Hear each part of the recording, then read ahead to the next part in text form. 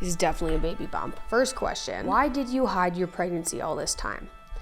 So, how to take care of skin to avoid stretch marks? Do you ever worry about your child's nutrition in the womb while being a meat eater? Did you change your mind about getting a surrogate? How long was labor for your first kiddo? Was it super painful? Labor was weirdly quick, and I would like to credit hypnobirthing, which sounds like the most hippie thing.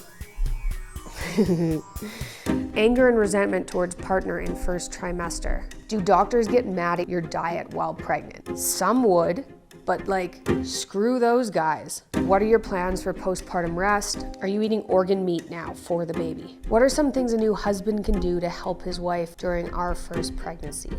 I hate when couples say we're pregnant. One of you is pregnant. Are you working out, or how are you staying the same size except the baby bump? I'll tell you guys what I'm doing. Hey guys, welcome to my podcast. This is a pregnancy Q&A. Take a look at this.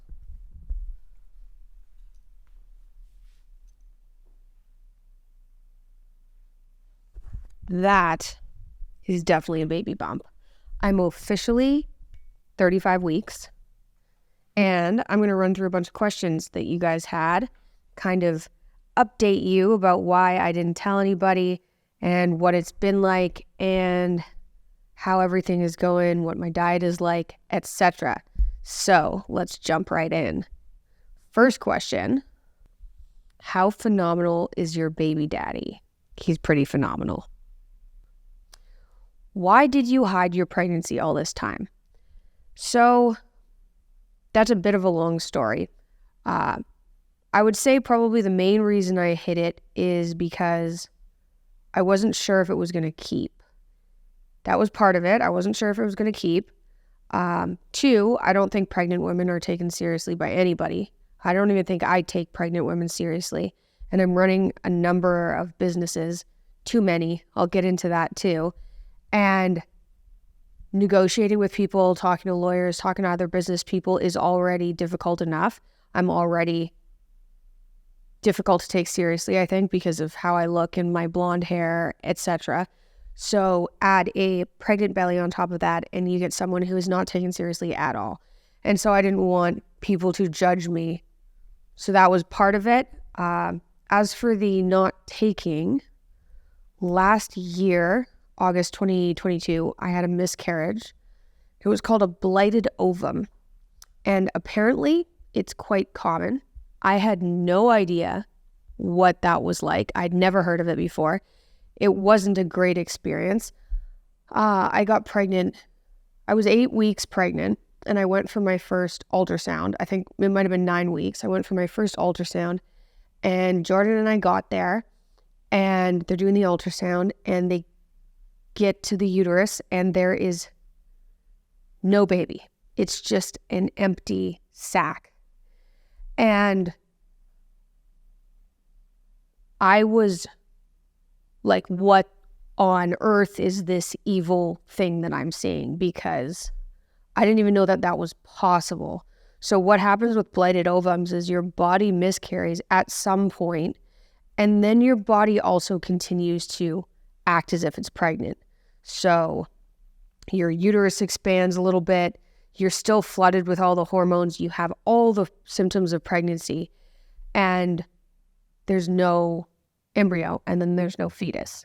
It's messed up. And after I went through that, I talked to some family members, and it turns out that this is fairly common for people who've had multiple babies and for women to experience, and it's pretty horrifying. So you guys should know about it in case it happens to you. It does seem to be weirdly common. Miscarriages are actually really unfortunately common, and they're extremely unpleasant, but you're not alone if you're experiencing one or have experienced them. I had a really hard time with that pregnancy. As soon as I got pregnant, I felt like I was going insane. I was having suicidal thoughts, and people who suffer from depression can get intrusive thoughts, and so I was having these intrusive thoughts that I haven't really had on the carnivore diet, which was just like violent, intrusive thoughts.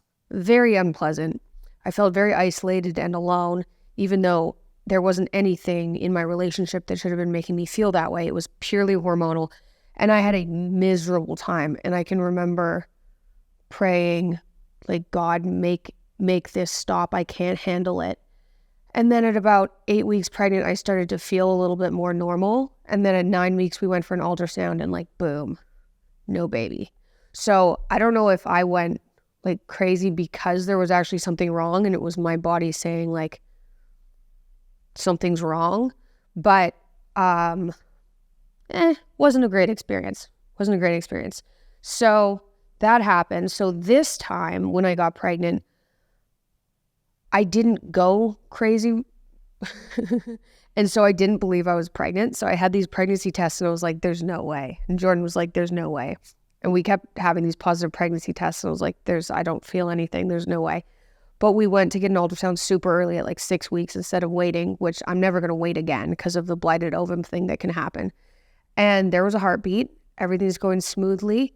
And then I was, as you guys know, I was in between houses, you might say, because we'd found black mold, among other molds and bacterias, in the water damaged house I was living in Miami. And so we were living in hotels. I didn't have a studio set up. One of these questions somewhere, I'll pull it up, but was, did you take time off because you were pregnant? Because I told people it was because I was like sick from mold. I didn't actually take time off at the beginning when I was pregnant. It was because I was sick from mold. I didn't feel pregnant for a really long time. And I lost quite a bit of weight in the mold house. And when I call it a mold house, it wasn't a mold house. You couldn't see mold. It was a really nice house. It was in the HVACs and behind the drywall. And there was super clean. We kept things super clean. There was no evidence of mold. Until the very end when I started to see it in one spot behind the paint. It was like, that's what's screwing me up. But yeah, I didn't take time off at the beginning because I didn't feel pregnant. But what did happen pretty early on is I got a meat aversion. So we'll keep going for some new questions, and I'll cover that soon. Hey guys, one of you asked whether or not you can sauna while pregnant. I was saunaing while pregnant, and then I had to stop near the 3rd trimester because my body couldn't handle it. But I am so looking forward to using one of these guys again. It's going to be one of the first things I do after I give birth because I miss it so much. Bond charge sauna blankets would be a sweet gift for anyone, and they're so handy. These blankets work just like traditional sauning. They help you break a sweat, burn calories, reduce inflammation. Setting it up is super easy, taking less than a minute. The benefits for me include a mood boost, reduction in brain fog if I'm having any brain fog, having a lot of brain fog with pregnancy, reduction in anxiety, relaxed, but I have more energy. I love them. Bond Charge ships worldwide, offers a hassle-free 30-day trial, and has free shipping as well. If you're looking for a great Christmas gift, consider the gift of wellness with Bond Charge's infrared sauna blanket. Head over to bondcharge.com. That's BONCHARGE.com. And I've linked it in the comments. /MP and use code MP for 15% off. Enjoy the rest of this episode. What are some things a new husband can do to help his wife during our first pregnancy? That is a super cute question. I hate when couples say we're pregnant. That's like a pet peeve I have because you guys are both not pregnant. One of you is pregnant and one of you is feeling it and the other one is not feeling it. However, that's a very cute question. And I would just say, have as much patience as you can because your wife is going to be such a hormonal disaster at some point, if not right away, that she needs somebody there who's stable and calm and can kind of listen to her neurotic thoughts. And this goes for like my husband and my neurotic thoughts. Normally, I don't worry about things unless they're really, really serious. And normally I don't cry very much. I think I cry way less than the average woman, like way less. And normally I'm doing pretty good. But the hormones you get when you're pregnant are insane. So now that I'm 35 weeks, I've been crying every day. 100%. Like this morning I cried just because I was sad. Why am I sad? I've probably been sad for the entire third trimester. Just like sad, a little detached, kind of feels like an alien took over my brain. I don't have much of an internal dialogue. It's a lot harder to work. And hormones are crazy right now. Like I've got 6 times as much estrogen and I believe progesterone as normal. No one's taking those for fun. They're like, hey, you want some extra progesterone by this much? Nobody wants that. So I would say for taking care of your wife, just listen to her neurotic concerns about the house or work. Listen, tell her you're going to help her through it. And don't argue like you would normally argue. Like if you're normally good at negotiating things out and really getting into it, just kind of take it easy because your wife is a hormonal mess and she's growing another human and it is hard. It's hard. Kudos to like any mom out there because it's hard. And I know some people enjoy pregnancy and some people really don't. I'm not a person who does.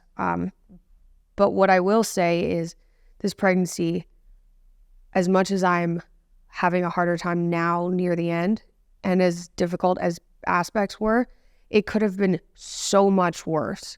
And so I'm really thankful for that because when I had Scarlett, that would have been 7 years ago now, it was really, really hard. And all my autoimmune symptoms came back and I was miserably depressed. And there are multiple reasons for that. But this is nothing like that. Thank goodness. However, near the end, it's a thing. Okay, next. Are you still working and will this change things for your dad's companies? P.S. Congratulations. This will change nothing. My plan for pregnancy was to just work the whole time because I get so much dopamine from accomplishing things and from moving forward towards goals that that's what I like to do. And I was like, well, I don't really want to take mat leave. I'm not taking mat leave. Maybe I'll have to. And I tried to figure out ways to set it up if I slowed down. But then about 3 weeks ago, so around 32 weeks, my body was just like, you're joking. You're kidding yourself. And so I've been spending a lot more time like napping and in bed. I got a wicked flu, so I was sick for like 3 weeks. I've had a headache off and on for the last 8 days that's been pretty bad, like enough to stop me from being able to see very well. And so nothing's changing with my dad's companies and with Peterson Academy. Everything's moving forward. And I'm still working, but I've definitely tried to identify the main goals that we need to accomplish and just focus on that. And I've tried to limit my perfectionism. So normally if I see something that's a little bit off, I'm like, fix it. It's got to be at this level. And now I'm thinking, okay, maybe we'll keep it at this level, a little bit lower. No one's going to notice, not everything has to be perfect. That being said, that's not a comment on Peterson Academy because that's going perfectly. But to give you guys an example, like we've been working on perfecting the courses that are going to go on the platform. And the courses the content's unbelievably good. But I also wanted to make them catchy because like I'm not even somebody who listens to podcasts or watches video content. Normally I just read. Otherwise I get distracted. I don't know if you'd call it ADD, but we're going to call it ADD for now.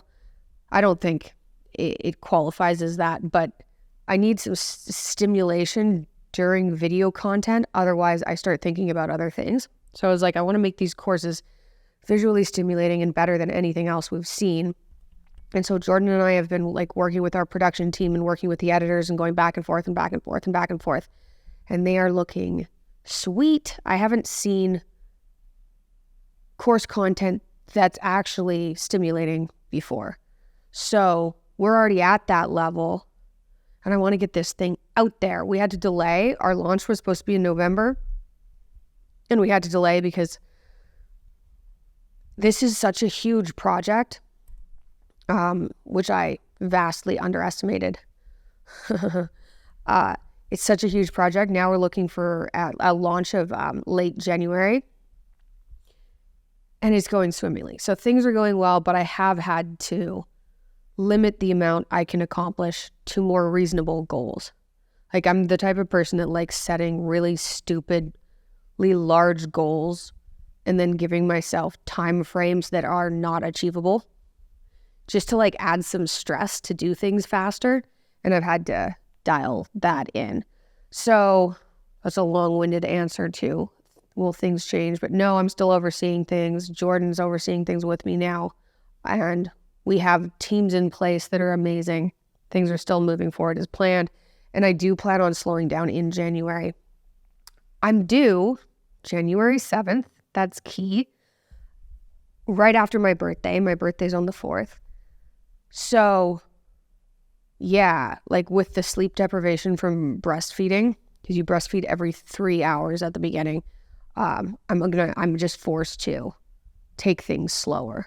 Fortunately, I work from home, so I can still get things done, but it is a little bit stressful. I don't really like taking time away, but it's a baby, so it's not really time away, right? Another big thing, what am I having? I was like talking about Peterson Academy more than the baby, which is ridiculous, but I'm having a boy, which is so exciting because I've got a little girl, Scarlett, she's 6, and I don't have a boy, so we're gonna have a little boy, January 7th. Okay, next.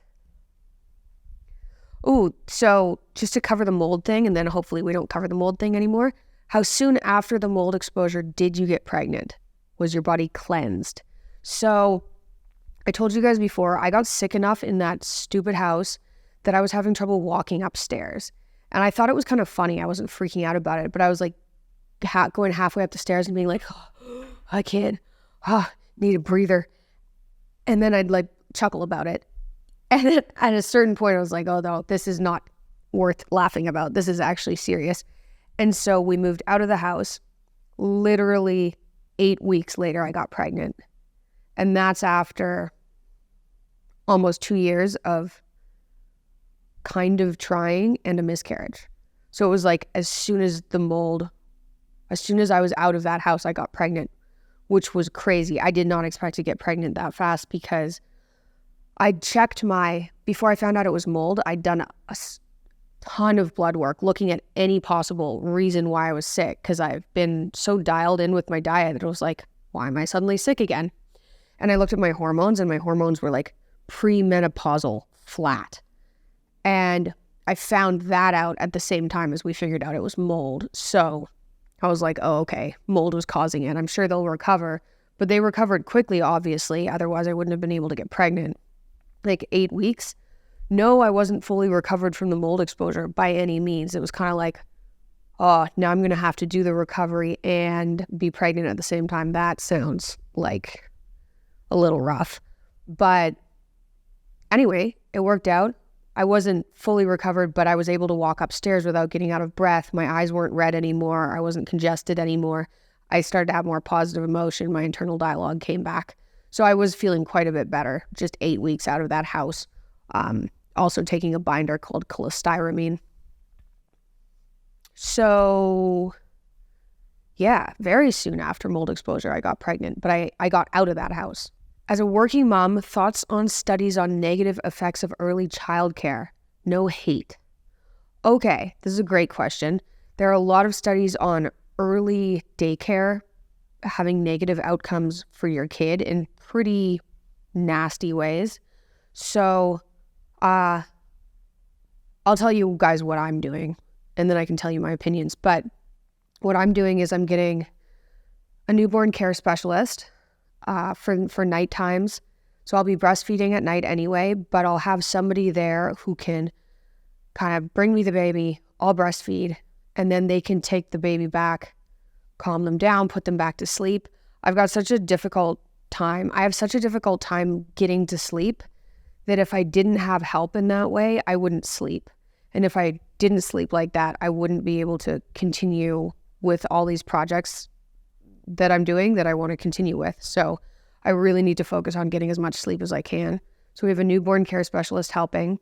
and I'm going to have a nanny as well. So that's 2 people helping me. And thank God I can afford that at this point, because with Scarlett, I didn't have anybody and it was really hard. I started working pretty quickly after I had Scarlett, but when she was 6 months, I was full-time working, but I had like the baby on me at home and I was working. So I never did daycare, and part of the reason for that was because I was fortunate enough to be able to afford help. So with Scarlett, I got a nanny when she was 11 months old, and I was still working from home, so I was still able to breastfeed, but it was somebody there that could watch her while I was working.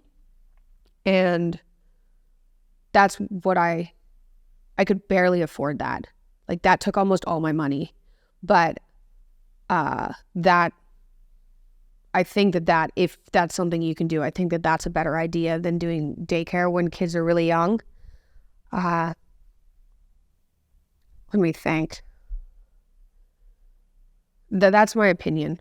And then there's also a realm of daycares you can look into. Like, sometimes daycare is your neighbor who brings over 3 or 4 kids, and then she's taking care of 3 or 4 kids in this really homey environment. That's different than like 14 kids to daycare, resentful daycare workers that don't care about your kids. And I think that's where things get iffy. And then I would say, if you are going to put your kids in daycare, you can also judge how it's going. Like, are you dropping off your kid and they're screaming? Like, screaming. And are they screaming and it's been 2 weeks and they're still screaming when you drop them off? Probably that's not a great sign, right? Now, maybe they're 3.5 and you have them in daycare and they're just going, bye, mom, see you later. I don't think those are the kids that end up with problems. So as a parent, you need to judge that and be aware of that and try to set up something that doesn't traumatize your kids. That's important. So for me, I felt like that was getting extra help while I was at home. And I was, like I said, fortunate enough that I barely could afford that, but I could with Scarlett, and now I can afford more help, thank goodness. So I think you have to be aware of the negative effects of daycare on kids and make sure you don't traumatize your kid, right? And I do think that the excuse of like, well, that's what I can afford, or like I need to drop them off at this cheaper daycare where there's 14 kids when they're 8 months old. Maybe figure out something else, because you don't want your kid having trauma forever. So maybe don't do that. It's like, figure out something else. And I really don't believe that people in general don't have options. Like, you do have options. You're just not willing to pursue those options. I also don't think that you should feel guilty, though, about getting help. And I felt really bad, even when Scarlett was 11 months old and I got a nanny. She was either 10 months or 11 months old and I got a nanny. And I felt bad getting a nanny because my mom was a stay-at-home mom and didn't have help. And I thought that made me a bad mom. And I don't think that anymore at all. I think that you need to do whatever puts you in a place where you're not resentful and you're taking care of yourself so that you can take care of your kid. Because a resentful parent, especially a resentful parent towards their child, is one of the most toxic things that can happen to a kid. So really try and plan out your life and figure out how to make this possible for you. And it shouldn't be something that breaks down your relationship or traumatizes your kid. There. Apologies if that wasn't as smooth as it should have been. I have no internal dialogue because my baby ate my brain. Okay, next. Did you change your mind about getting a surrogate? Okay, so I didn't talk about this either, but I did egg harvesting about a year ago, just less than a year ago, because I'd had this miscarriage and I wasn't getting pregnant. Not that we were like really, really trying, but we were trying enough. And I'm 31 and I was like, I don't want to be stupid and miss out on kids, so I'm going to do egg harvesting. And so I did that thinking I might go the surrogacy route. And I talked to you guys about that because I was also really worried about serious mental issues and like dangerous suicidal mental issues during pregnancy. So have I changed my mind? Well, I mean, I'm having a baby. Am I going to pursue surrogacy in the future? Possibly, because it's still pretty hard on me, and I don't want to, I want to be careful with it because, like I said, this could be much, much, much more difficult, but it's quite difficult. I think I mentioned I've been sick for the last 3 weeks. I've been in bed quite a bit, and I've had a near migraine for about 8 days, and I know I'm near the end. But what's made it more difficult is I'm still on the Lion diet, and I've had a meat aversion the whole time.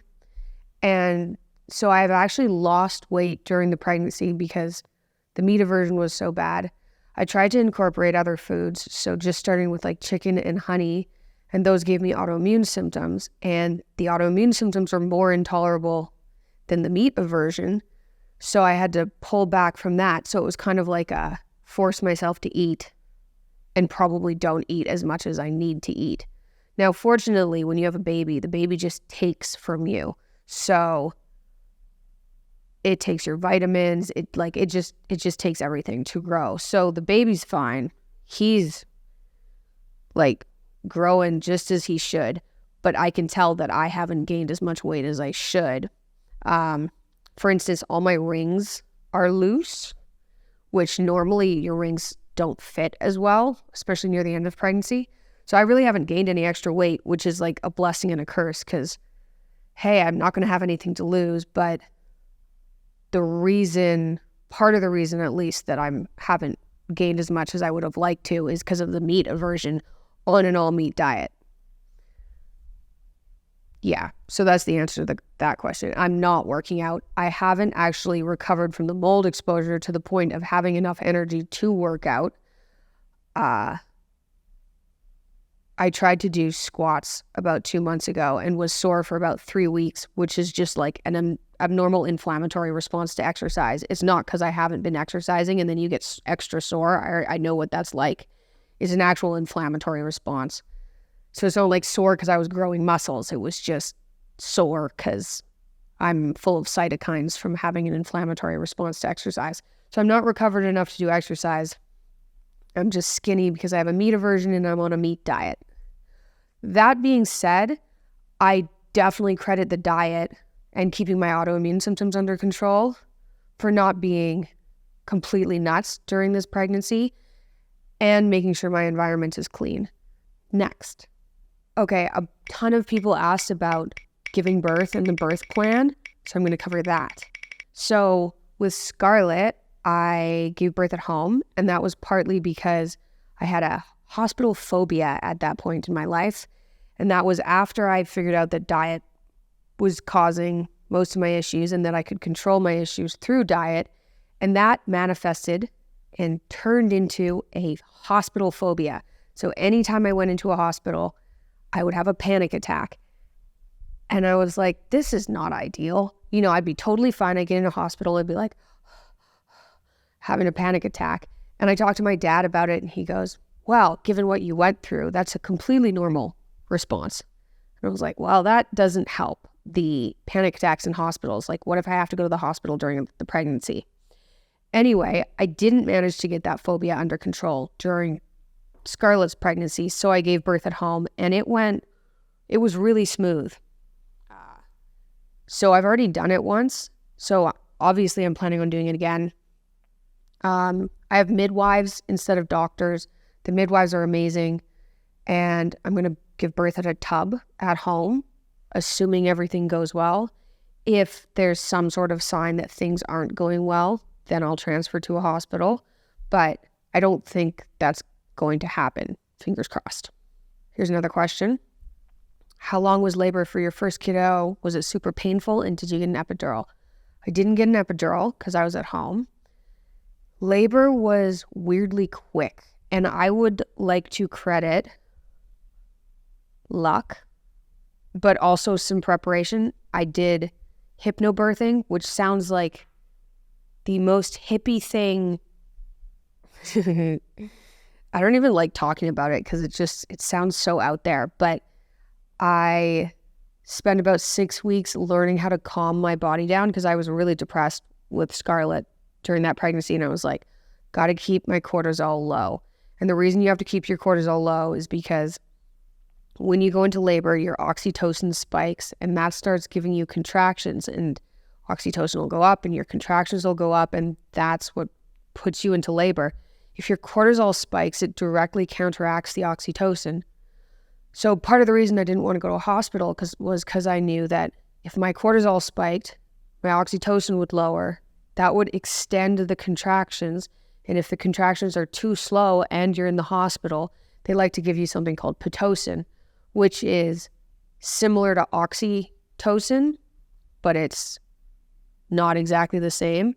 And if you give a woman Pitocin, her contractions are more intense and they're more painful, and that leads to epidurals, and then epidurals and painful contractions and an extended labor can lead to something like a C-section. And I really wanted to avoid a C-section because who knows what role that played in my autoimmunity with not passing on the proper microbiome right at birth. So how long was the labor? It was really easy with Scarlett from it started around 11 a.m. till 8 p.m. It was just it feels like a muscle, 30% of a muscle cramp, because you know how painful muscle cramps can get. It just feels like your uterus is just tightening and letting go and tightening and letting go. So I wouldn't really call it painful. It was just kind of interesting. I was like, well, this isn't so bad. And then it started ramping up around 9 p.m. And by 11 p.m., I was like, oh, okay, this is getting real. This is painful. But the whole labor only got to about an 8 out of 10 on the pain scale. That might have been a bit skewed because at the time, my ankle replacement from having an ankle replacement from arthritis was installed crooked, and it was causing me chronic pain. So I was already used to being in chronic pain. So having a baby didn't feel wrong like a badly placed ankle replacement. So the nice thing about not getting Pitocin and not having these abnormally strong contractions is you get a break in between the contractions. So even when you get to active labor and it's really intense, it kind of goes 8 and then it stays at an 8. But then you have a little bit of time to catch your breath before another one hits. It's not just constant pain. And active labor for me lasted 3 hours. And the midwives, who were totally useless for my first baby, one of the midwives missed it because she was like, you're a first-time mom, you're going to have a really long labor. I was like, the baby's coming. And she was like, no, it's not. And so she missed it. But I didn't want her there anyway, really. So it was fine. My mom was there and another midwife. When you go the midwife route instead of the doctor route, you get 2 midwives that come to your birth. So it wasn't that long for the first kid, and theoretically it's supposed to be shorter for your second kid, although it's been so long, we'll see what happens. But I'm expecting a snappy labor, so we'll see what happens. And I wouldn't call it super painful. It got to an 8, and it was very intense at the end, but it wasn't something that was traumatizing it wasn't something that was traumatizing. And I think and then back over to hypnobirthing. Hypnobirthing is just this technique that teaches you how to stay calm. And I really do believe that if you can stay calm and keep your cortisol low, your body just does birth. You don't have to learn how to do it. It just does it. It's kind of like throwing up, not you don't have to learn how to throw up. Like a nasty comparison, but it's kind of like that. So I would just say suggestions for other women. You don't have to do a home birth. I would do a birth wherever you feel calmest. So if you feel calmest in a hospital and you think, okay, I'm taken care of by all these doctors, I can get an epidural if I need one, and you're going to be in your zone in there, do that, right? If you're going to try and force a home birth and you're going to stress out because you're worried about it, that just counteracts the purpose of a home birth. So just go where you feel safest and give birth there. Like a dog giving birth under a porch. That's kind of like where I'd like to spend the next, 5 weeks, maybe less, I just want to go to a cave. Just talk to me in like 6 weeks. I'll arrive out of the cave with a baby. Everything will be fine. Just leave me in a cave for the next month. Oh, how to take care of skin to avoid stretch marks?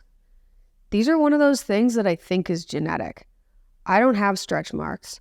Thank goodness. I'm so happy about that. I don't even credit diet for not giving me stretch marks. I actually think some people are just more prone to stretch marks and that's a genetic thing. Could be way, way off. So I don't know much about like creams or anything that help. All I know is I don't get them. But my mom never got them either. And she wasn't on any fancy diet. So that's my answer to that. I think it's genetic. That being said, not gaining excess weight during pregnancy obviously helps your skin stretch less. And I'm all for doing carnivore or animal-based or paleo or keto during pregnancy. I think if you have a caregiver that's like, yeah, you eat more carbs or like follow your cravings, then you should get a new caregiver, doctor, person. Now we're going to go to the diet section. Tons of people asked, like, what's my diet like during pregnancy? Because I normally only eat meat. And like I said, I'm still only eating meat. Would I recommend it for pregnancy? I would recommend you do the diet that makes you feel the best during pregnancy. So unfortunately for me, that is still the lion diet. I can't incorporate other foods. If I could eat anything else without getting autoimmune flare-ups, and by an autoimmune flare-up, I mean arthritis, my skin breaks out, which I hate badly, and I go crazy. I get super volatile. I can't think. I get brain foggy. I get anxious. I just want to hide in bed. If that didn't happen when I ate other foods, I would 100% be eating other foods. In general, but especially during pregnancy, the number of times I've cried over not being able to eat a cucumber during this pregnancy is at least, I would say that's happened at least 15 times. Because of the meat aversion during the first trimester, all I wanted was like cucumbers. And people should be able to eat cucumbers without getting autoimmune symptoms, which I still think is because I was living in mold for most of my life. But time will tell for that. But I would say do the diet that makes you feel the best. Don't just give in to your random cravings for bad foods, because that does impact your health and it does impact the health of your baby. So you shouldn't just be loading up on carbs and gaining excess weight and not caring about your body. But by no means do I think that you should be only eating beef like me. It doesn't even feel like that's what I should be doing. Right? Like the fact that I wanted a cucumber so badly is just like, it's just some vegetables. Like it's not that big a deal. But alas, I can't do that yet. So anyway, yes, I've done carnivore throughout the pregnancy. It has been difficult. I don't know very many pregnant women that actually stuck to a very strict carnivore diet throughout pregnancy. Most people add in at least a variety of meats, and dairy, eggs. And then a lot of people are like, well, I couldn't even do that because I had a meat aversion. I went back to like a paleo diet. I think that makes sense, but I couldn't do it, which has made this difficult. Any food or supplement you recommend for pregnancy? I think on any restricted diet and any diet, it's just the standard American diet for sure, you should be monitoring your vitamins. I know now that your vitamin levels aren't just from what you eat, they're also from your environment.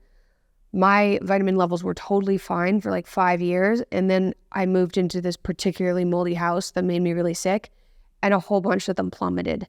This was right before I got pregnant. So fortunately, I had started supplementing the really deficient vitamins prior to pregnancy. So folate, for example, I was taking by injection. I'll link the injection below if you guys want to inject folate. I couldn't take the oral version because it gave me insomnia for who knows like why, for whatever's wrong with my body. So I injected it, got my levels back up to normal, and then that was about 8 weeks after we moved out of mold, and that's when I got pregnant. So I would suggest monitoring your vitamins and supplementing whatever's low, and looking at folate specifically, because at the very beginning, folate's important for the baby. Are you eating organ meat now for the baby? Hell no, okay? This diet's hard enough with a meat aversion. I don't like organs. The idea of liver is so nauseating. No, I'm not eating organs. I still don't really believe the whole organ thing. I think if you're on a regular diet and you incorporate organs in, you can get some benefits. But I think if you're only eating meat, I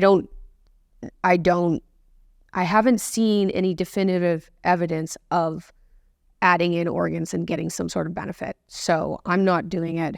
I also think it's weird to desiccate something that you don't even want to swallow and then force yourself to take it by pill if your body is like trying to make you spit it out. So that's still my opinion. No, I'm not eating organs. Having any issues with blood sugars during pregnancy on carnivore. So when you have a midwife, they pretty much follow what an OBGYN would do, although they explain like what certain blood tests are for and they let you opt into things. But I did keep an eye on my blood sugar for like a week just to see. It is very difficult to get gestational diabetes if you only eat meat, if you're not having any carbs. Not that any mainstream doctor would admit to that, but how do you get high blood sugar when you only eat meat? So no, my blood sugar has been about 83 to 87 for the entire pregnancy. And I have been in ketosis the whole time. Do doctors get mad at your diet while pregnant? Some would, but like, screw those guys. The world is made up of people who say they know what they're talking about and don't. Most people. So if you get a doctor that's like, well, you can't do that for all these reasons. Do what makes your body the healthiest. Be smart, like monitor your vitamins, make sure you're not getting a deficiency of some sort. Oh, if a doctor's getting mad at you too, get a new doctor. I haven't even talked to a doctor. Have I talked to a doctor throughout this whole pregnancy? No. For the first ultrasound, I was in Dubai, and so then a doctor, it was like an ultrasound technician did the ultrasound, and then the doctor was like, yes, that's a baby. That's the only doctor I've talked to. And it's going to stay that way, assuming everything goes well. Do you ever worry about your child's nutrition in the womb while being a meat eater? No. I mean, I've had, like, when I had Scarlett, I was eating salad and meat. And I had so many people freaking out about me only eating salad and meat. Freaking out. It was really stressful. My family wasn't freaking out, but everybody other than my parents was freaking out. Even though I was just trying to keep my arthritis under control. It was like, those foods give me arthritis. That can't be good for the baby. So, do I worry about the child's nutrition? No, because babies will take what they need from you. So if you're so deficient in a vitamin that the baby can't even take that vitamin from you, that's when you get a problem. So keep an eye on your vitamins. My vitamins are good. I have been supplementing folate just in case. So no, I'm not worried about that at all. I think the diet I'm on is healthier than what most people eat. So even though I'd like to expand it and I think it would be better, I don't even know where I stand with that exactly. I would really like a cucumber. So I feel like I should be able to eat a cucumber if I really want one. But my body doesn't like it yet. So we're going to wait on that. I am still using electrolytes. I don't use them very often, but I take electrolytes sometimes. But I'm really just eating beef. So like right now, because the meat aversion is still here and unpleasant, I'm eating a lot of tri-tip. For some reason, tri-tip isn't as nauseating as like aged steak. Lamb is completely off the table. Lamb is, I don't know what I'd rather eat, liver or lamb, but they're both pretty low on the list. So lamb's gone. That was way too hard. Fish tasted bad. Didn't make me feel very good. Even chicken kind of tasted like fish. Everything's just tasting like fish in a bad way. Or blueberries. Like, I've gone out for steak and I've been like, why does this steak taste like blueberries? And Jordan is like, what are you talking about? I'm like, ugh, meat aversion. So I'm eating tri-tip and like, here's my sexy bag of jerky. I love jerky, but I don't really love jerky pregnant, but I'm eating it. I still need to eat. So diet's the same. I took folate as like a prenatal and throughout pregnancy by injection. And yes, I still include electrolytes. I haven't changed other than that, although I did try to because the meat aversion was so bad and it didn't go well. Okay, hey, we're doing this. Let's see, what else? Oh, okay. This is a good one. Anger and resentment towards partner in first trimester. So I would say try anger and resentment towards your partner throughout the entire pregnancy. I think that's really normal.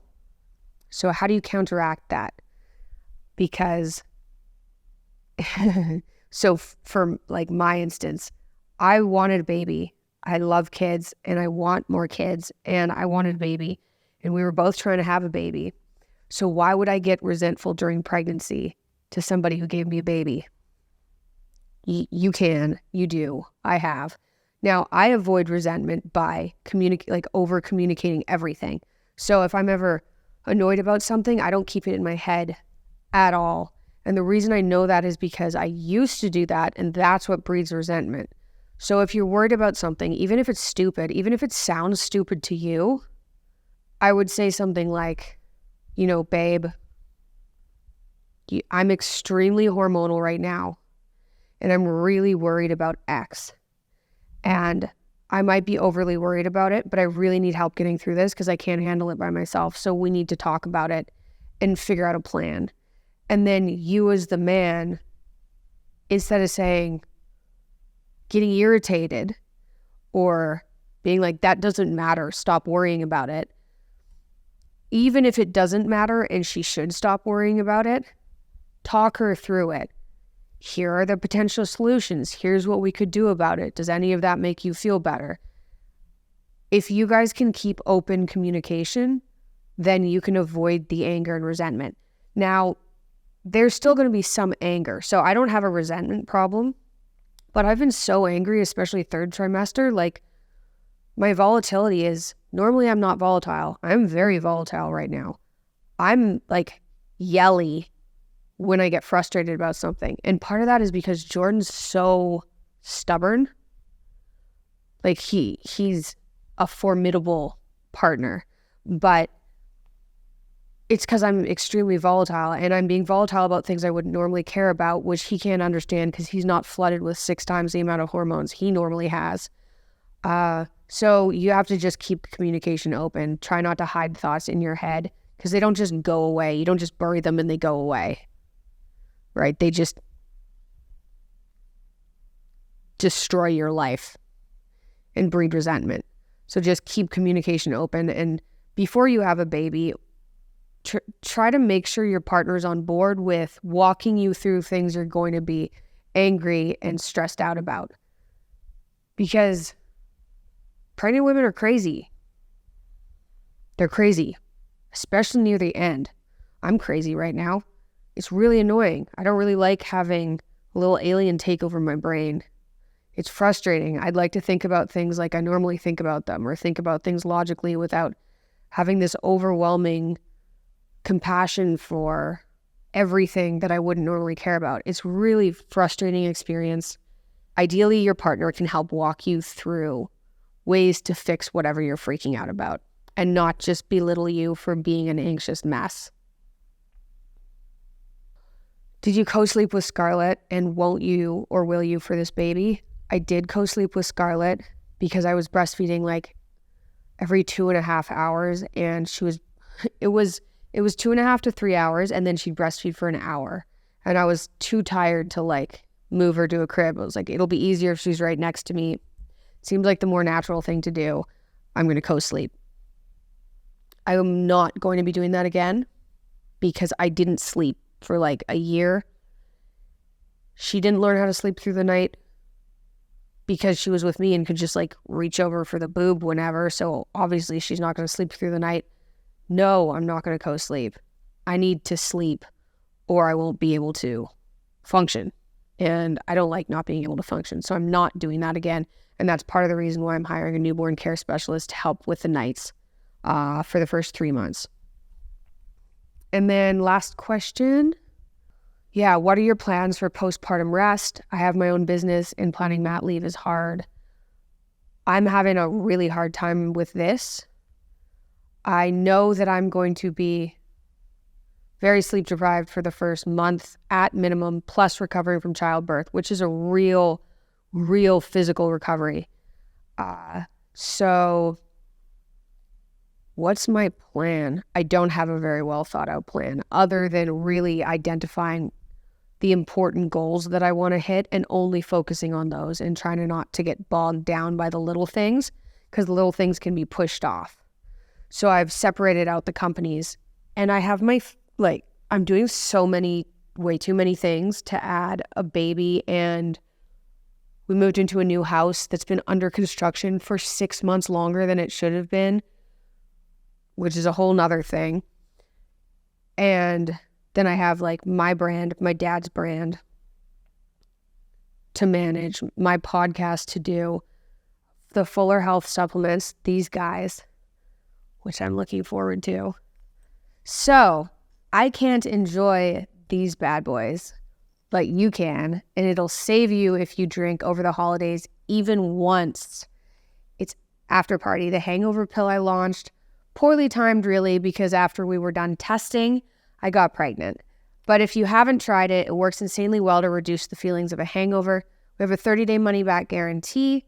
I would order it now to get it in time for Christmas, although shipping is really fast. I think we have 2-day shipping, so you'll be okay.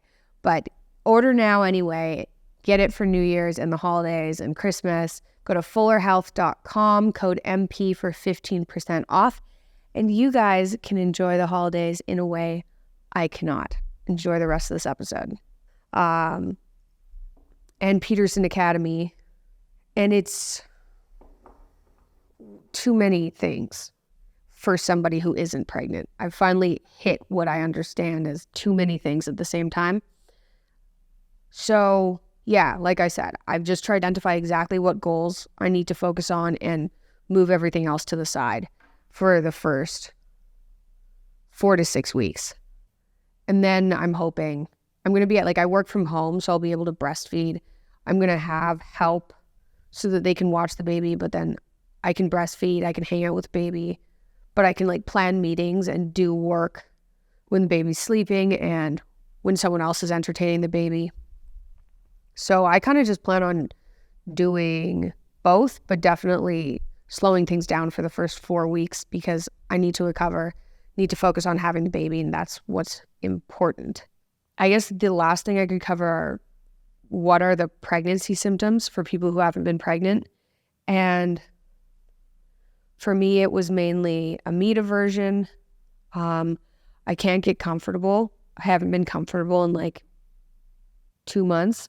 I'm waking up twice at night to pee because the baby is sitting on my bladder. I'm sleeping with a pillow under my legs or between my legs on my side, one behind my back, one under my stomach, and a heating pad.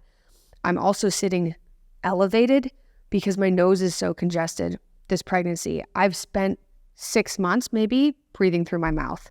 And that's partly because my allergies have skyrocketed during the pregnancy. I moved to Arizona where it's dusty. I have a dust allergy. It's I'm going to be allergic wherever I am, but I've had to sleep sitting up as well. What else are the symptoms? And then most of the symptoms I have are emotional. I'm more volatile. I'm angrier. And I haven't had the positive dopamine emotion in,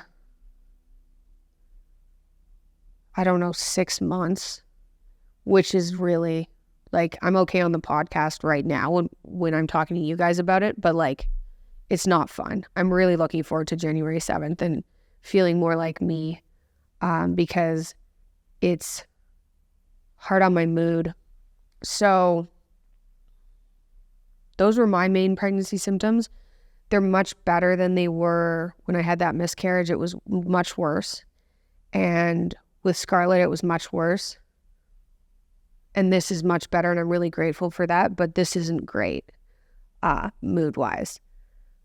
It's also frustrating to like get invited to things and have to not go because my body can't handle it, even though my brain really wants to. So I didn't go to Dad's ARC convention in London because I was like, I'm in Arizona.